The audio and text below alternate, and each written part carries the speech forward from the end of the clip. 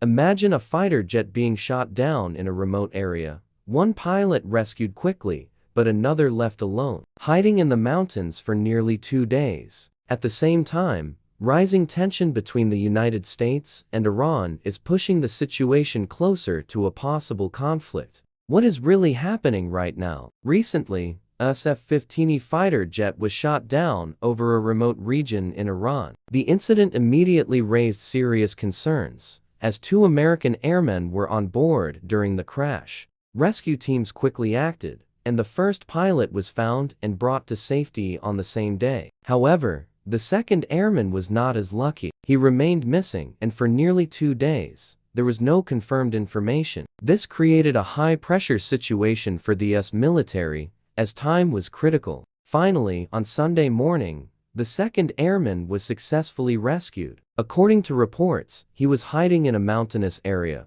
possibly taking shelter in a narrow rocky space. He managed to survive by staying hidden and using a GPS signal beacon, which helped rescuers track his exact location. The rescue mission itself was extremely dangerous and required careful planning. Elite US forces carried out the operation, facing difficult terrain and high risk. Every step had to be precise, as the situation could have changed at any moment. At one point, there were even concerns that the missing airman might have been captured. However, those fears were later cleared when contact was confirmed, and the rescue team successfully reached him. While this rescue operation was ongoing, another major issue was developing: the growing tension over the Strait of Hormuz. This narrow waterway is one of the most important routes for global oil transportation. The United States has been pressuring Iran to reopen this critical route. President Donald Trump has set a clear deadline and warned of serious consequences if the strait is not reopened.